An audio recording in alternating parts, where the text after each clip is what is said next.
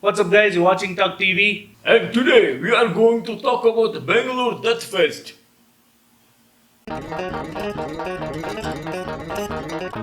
So, we're doing a quick post-gig analysis of the Deathfest that took place in Bangalore. This happened on 27th of August, just about a week ago. Pretty much. Yep, and that happened at the Humming Tree in Indranagar.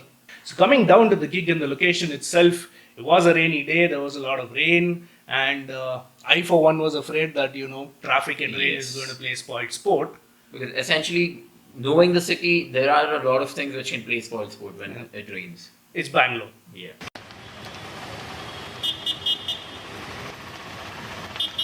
But in the end, we did reach the location. We reached on time, which is about 7 p.m. Pretty much. That's when we got in Humming Tree, which is located in Indranagar. So the Bangalore Deathfest was organized by Sound Awake Productions in association with Extreme Underground India. We had a total of 6 bands who were supposed to play, out of which we had only 5 playing. We had Anorectoal Ulceration, Regicide, Amorphia, Sanctum, and the Japanese death metal band Gotsu Totsu Kotsu. Breeding Machine was also on the bill, but they did not play the show. Coming to the place itself, Humming Tree was able to house the number of people. It kind of seemed apt for a show like this. Yeah, absolutely. I think we saw about 200 people, between 150 to 200 people by the end of the show. But when the show started, there was a little bleak turnout. It started off with maybe 40, 50 people again. And maybe because of the rains. Yeah. Absolutely.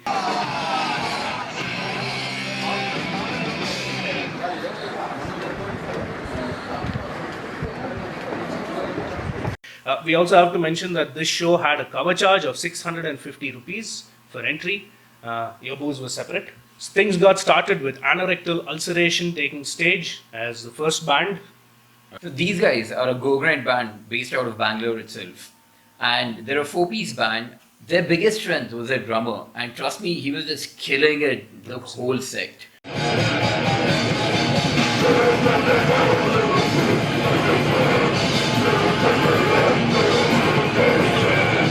I think he played really crisp and clear blast beats, high on energy, kept the crowd going too. So there is a link in the description below, so you can definitely go ahead and check out this band. Not only was that, but there was also this factor of a few fills in between which he was playing, which absolutely destroyed the whole thing.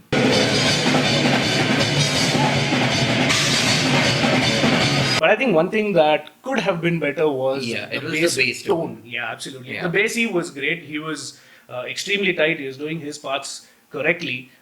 It's just the tone in itself. I don't know whether it is the technical team, whoever set up. Or I think it was the processor, maybe. Yeah. So that might be, the patch might not be right.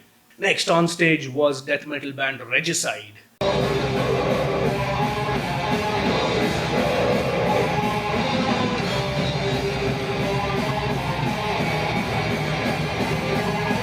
Again, a link in the description below. Do check them out. There was some issues in terms of the guitar tone, slightly dirty. Yeah, it was a bit too dirty. It could have been better.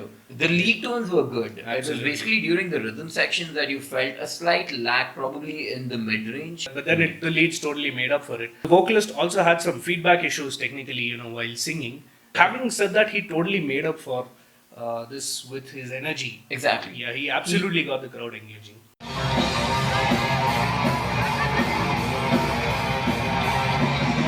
This was one thing which I seemed was necessary at that point, because everybody was just staying in the corners everywhere, and they needed someone to pump the energy up. And not only that, they brought the crowd together, and it was at this point you could see that the crowd was coming towards that 90-100 mark, which is good for a show like this. And the objective of doing this is because we want to promote more shows like this in Bangalore. Next up on stage was Kerala thrash metalers Amorphia.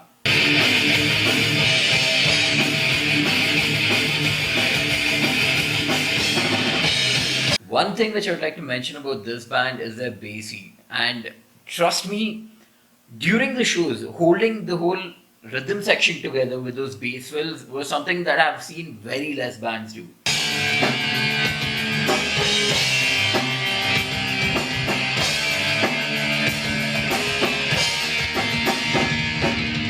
I think also it worked well, the fact that they're a 3-piece, they have one on guitar and one bass, and in thrash metal specifically, when you hear the bass lines holding portions of the rhythm section while the rhythm guitarist moves into the lead solos, I think it sounds really good live. Exactly, because you have the complete frequencies which are distributed among all the three members of the band. I think the most significant standout about this band was they were one of the biggest sounding bands. Just in terms of sound, they sounded really big. And of course, veterans in a Sanctum.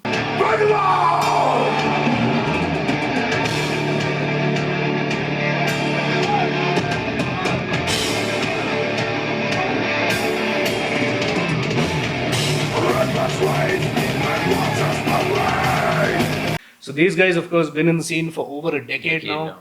And well, we have a lot of respect for this group. They've been very consistent and really good with their music. And the persistence factor is the main thing which plays part here. Because there are not a lot of bands who actually come near the 10 years mark. Absolutely.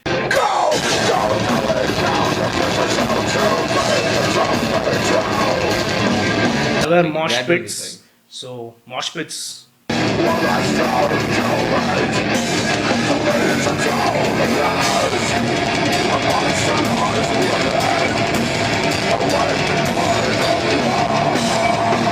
If you haven't heard Inner Sanctum yet, then you have to. Anyway, there's a link in the description below. I like their sound also, especially the guitar tones, and of course this is something that will come with maturity and the fact that they've been there, done that. Exactly. Played a lot of gigs. And the next on stage was Japanese metal band Gotsu Totsu Kotsu. And how did they sound?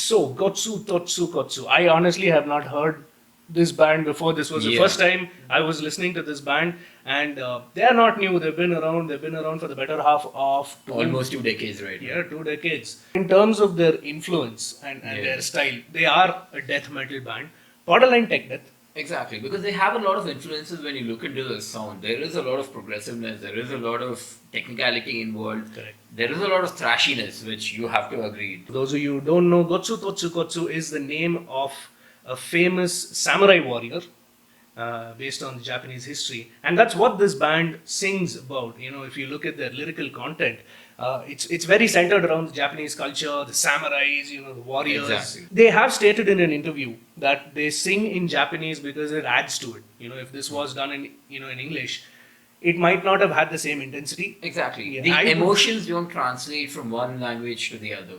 So that might essentially I would completely agree with this, because in the next, there is a video we took which is a basic standoff between bass guitar, the main guitar and the drums. They had this sort of standoff, face off versus one another, and it was so intense.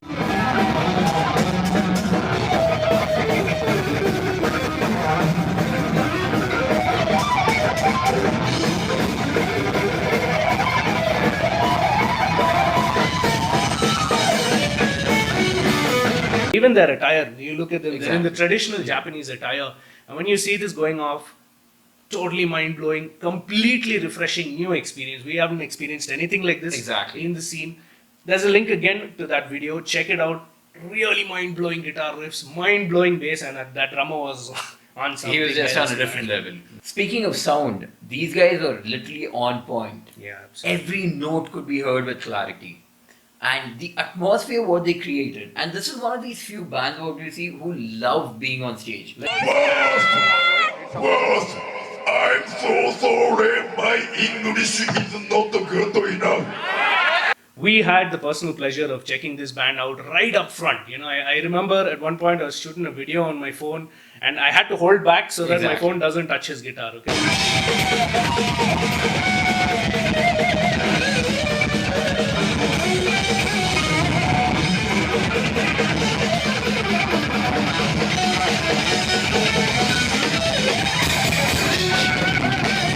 That's how close we were to the band, and that made the experience very intense. And these are these few things where everybody has to experience it, because we cannot tell you how good that show was, and you walk away from these experiences with a smile on your face.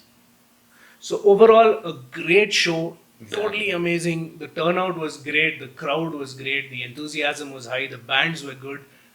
Couple of technical difficulties on the microphone. A lot of vocalists had this harmonics, but Technically, all of this comes Yeah. down to the acoustics of the place. Absolutely. And, we're not telling the acoustics are bad, but there are only certain sweet spots in the whole arena wherein, like, if you stand exactly in the middle, you get the perfect sound.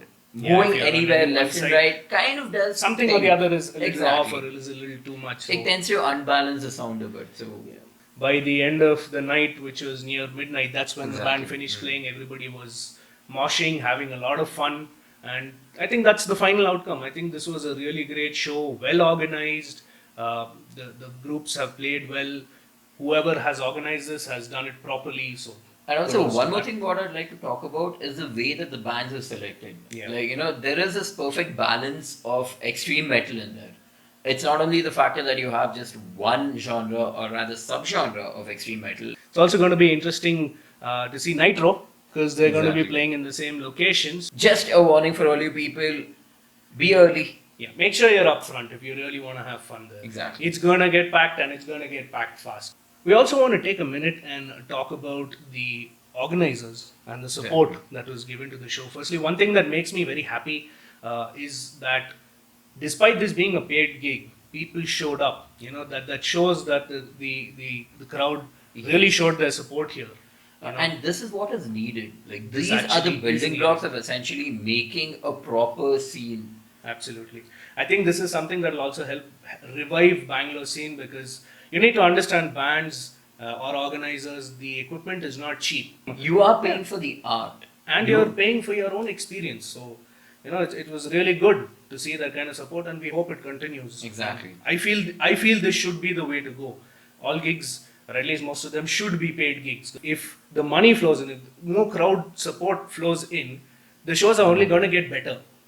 Which also means the bands can get paid, so they can get better. The fans should also understand. It's a win-win situation Exactly. for everybody. Yeah. So, did you go for Bangalore Deathfest? What did you think about it? Let us know in the comments below. We'd love to hear from you.